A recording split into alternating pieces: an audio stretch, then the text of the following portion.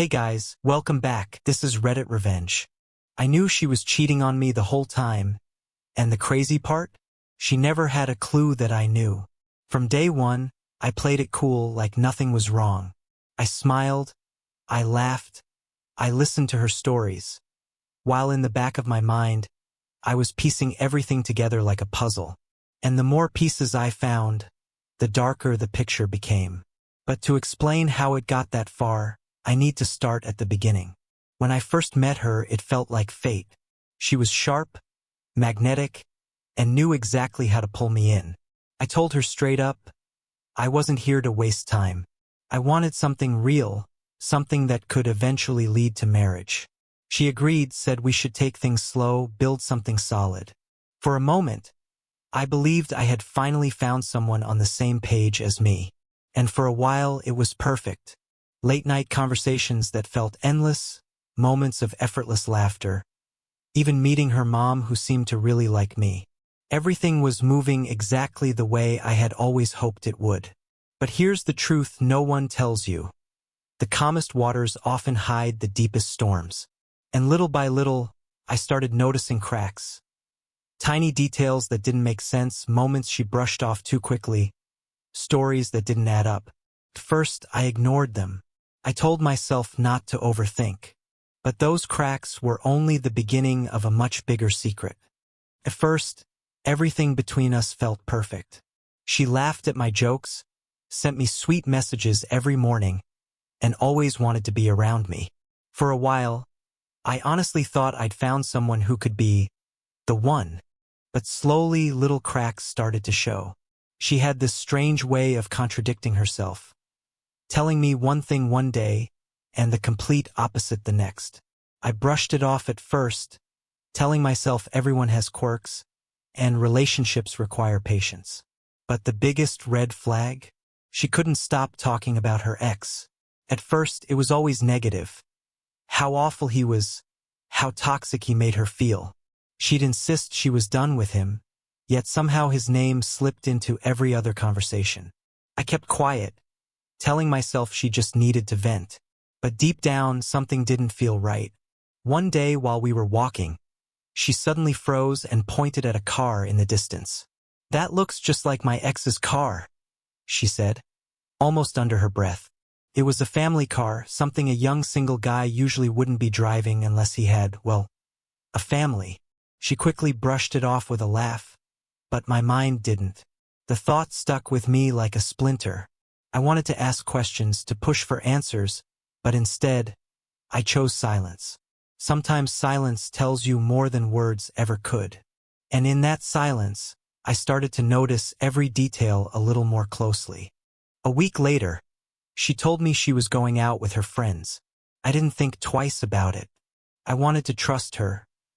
I wanted to believe that all those little doubts in my head were just me being paranoid. But fate has a cruel sense of timing. That same night, my buddy and I decided to hit the mall, just to kill some time. He got there before me, and as I was parking my car, my phone buzzed with a message.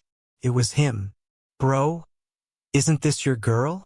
Attached was a blurry photo, but clear enough to see the truth I didn't want to face. There she was, walking hand in hand with another man. No friends in sight, just the two of them, close, laughing, leaning into each other in a way you only do when you're more than friends. My chest tightened, but I forced myself to stay calm. Anger wouldn't solve anything. I didn't storm into the mall. I didn't confront her. Instead, I just texted my buddy back, "Yeah, that's her. Thanks." I drove home that night with a strange mix of emotions. Rage, betrayal, and an eerie calm. In that moment, I knew something she didn't. Our relationship was already over. She just didn't know it yet. And maybe that was my advantage. From that night on, everything changed for me. Outwardly, I acted the same. I texted her, I laughed at her jokes, I listened when she ranted about her day. But inside, I was detached. I wasn't her boyfriend anymore. Not really. I was an observer. Every time she smiled at me, I thought about that photo. Every time she told me she was going out with friends, I wondered if she rehearsed the lie in the mirror first.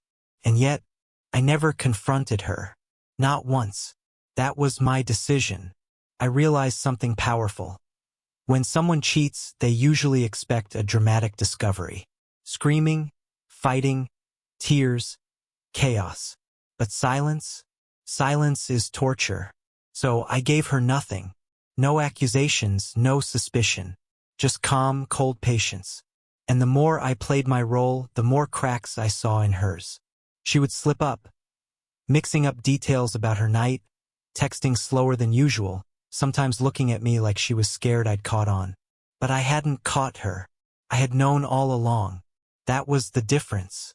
And deep down, she could feel it, like a shadow hanging over her, a quiet reminder that maybe, just maybe, I wasn't as blind as she hoped. I wasn't her victim. I was her mirror. And every day, I let her reflect on the lie she was living. The longer I stayed silent, the more obvious her little mistakes became. It was almost like my silence forced her lies to echo louder. She'd tell me she was having a girls' night, but then mention something that didn't line up. One time she said they went for sushi, but a week later she slipped and said they'd gone to a steakhouse. Another time, she posted a blurry story on Instagram, just drinks on a table, but I caught a reflection in the glass. A man's arm, not mine. I didn't even need to dig for evidence. Kept landing in my lap, like the universe wanted me to see it all. My buddy even spotted her again, this time in a coffee shop, sitting way too close to the same guy. Married. Her ex. And yet, I didn't rage. I didn't explode.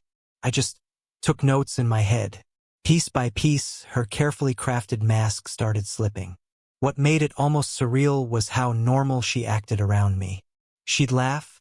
She'd hug me. She'd kiss me goodnight, as if nothing was wrong. But her eyes? Sometimes they lingered on me too long. Sometimes she looked like she was testing me, checking if I'd caught on. The beauty was, she didn't realize I had flipped the game. I wasn't just her boyfriend anymore. I was the silent witness. The longer she lied, the deeper she buried herself. And I didn't have to lift a finger, because the truth always finds a way to surface. And she was digging her own grave with every word. I kept quiet, but inside, I was already done. Every time she smiled at me, every time she texted me something sweet, I couldn't help but think of those pictures my buddy had sent me. Her with another man, laughing like they didn't have a care in the world. And the craziest part? I knew exactly who that man was. It wasn't just some guy. It was her ex. The one she swore had ruined her life. The one she claimed she wanted nothing to do with. The one she painted as the villain of every story. But there they were, sneaking around like characters in some cheap soap opera. Only this wasn't TV. It was my actual life. And yet, I didn't explode. I didn't confront her. I didn't give her the fight she probably expected. No, I just played my role perfectly. The caring boyfriend, the supportive listener, the guy who believed her lies. Because here's the thing. Sometimes silence is louder than any confrontation. I wanted her to feel secure, to think she had me wrapped around her finger, while in reality I was already packing up my emotions, moving out of that relationship one quiet step at a time. The more I watched her, the more contradictions I saw. She'd complain about how guys were untrustworthy, how loyalty was the most important thing to her. And I'd sit there, nodding, almost laughing inside, because I knew what she was doing behind my back. It was surreal. And then, she started pulling away. Shorter texts, less time together, excuses piling up. I knew what was coming. The breakup. But I wasn't worried about how she'd end things. What really interested me was how I would react. Because she thought she had all the power. But she had no idea. It finally happened on a rainy Tuesday evening. She invited me over, and I could already feel the tension in her voice. You know when someone has rehearsed a speech in their head 100 times? That was her. We sat down. She looked at me with those fake, serious eyes. And after a deep breath, she said it. I just don't feel the click anymore. You're a great guy, but I think it's better if we go our separate ways." For a second, I just stared at her. Not because I was shocked, far from it, but because I was watching her play out the role she thought she'd written for herself. She expected tears. She expected questions. Maybe even begging. That's how she held control over people, through drama. But she didn't get any of that from me. Instead, I leaned back, nodded slowly, and said, "I respect your decision. I wish you the best." My tone was calm, almost cold. No anger, no pain, no bargaining. Just finality. And I swear, the look on her face was priceless. Like the script she'd memorized had suddenly been torn to shreds. She blinked, shifted in her seat, fumbled for more words. That's it?" she asked, her voice cracking slightly. That's when I smiled, just barely, and repeated, "That's it." In that moment, the power shifted completely. She thought she was ending things on her terms. But the truth was, I had already walked away weeks before she even opened her mouth. She just didn't know it. And the silence that followed? That was the sweetest revenge of all. Weeks passed. Honestly, I felt lighter than I had in months. No more second-guessing, no more late-night wondering if she was really with friends or not. I threw myself into my own life again. Hobbies I'd neglected, nights out with my buddies, even just the simple joy of sleeping peacefully. It was like I had been carrying a weight I didn't realize until it was finally gone. And then, she came back. Out of nowhere, one evening my phone lit up with her name. A long message, full of, "I've been thinking about you. And maybe we moved too fast." And the classic, "I realize now how much you meant to me." I didn't reply, but she didn't stop. Calls. More texts. A couple of weeks later, she even accidentally showed up at a cafe she knew I liked. This time, her tone was different. Less confident, more desperate. She talked about how betrayed she'd been. How all guys were trash. How no one really understood her. It was surreal, sitting across from her, knowing the full truth. She wasn't just lying to me. She was lying to herself. Painting herself as a victim while conveniently forgetting she had been the one sneaking around with a married man. I listened politely, nodded at the right times, but inside, I felt nothing. No anger, no temptation, not even satisfaction. Just emptiness. Like the part of me that once cared had been erased. And that scared her more than anything. She could handle my love, even my anger. But my indifference, that was a punishment she never saw coming. While she kept circling back, I kept moving forward. I poured my energy into things that actually mattered. My career, my health, my friendships. I started running again, picked up new projects at work, even traveled a bit. For the first time in a long time, I felt free. Every now and then, though, her shadow would reappear. A message at midnight, a cryptic post online, or mutual friends telling me she wasn't doing well. She was unraveling, jumping from one short fling to another, venting online about being betrayed, and even posting vague quotes about heartbreak and loneliness. It was almost ironic. The same girl who once thought she had me wrapped around her finger was now spiraling, while I was building something solid for myself. The gap between our lives grew wider every month. One evening, we bumped into each other by chance. She looked tired, older somehow, as if all the chaos she created had finally caught up to her. She tried to smile, tried to act casual, but I could see the exhaustion in her eyes. We exchanged a few polite words, nothing more. And as I walked away, I realized something powerful. I didn't feel anger, or sadness, or even triumph, just peace. Because real revenge wasn't exposing her. It wasn't shouting or proving I was right. Real revenge was this me living better without her, while she was left to face the wreckage she built with her own hands. And that, more than anything I could ever say, was the ending she never expected. Looking back now, I realize I never needed to confront her. I never needed to shout, never needed to catch her in the act. She thought she was playing some clever game, sneaking around, keeping secrets. But the truth? I knew all along, and I let her think she'd gotten away with it. That was the beauty of it.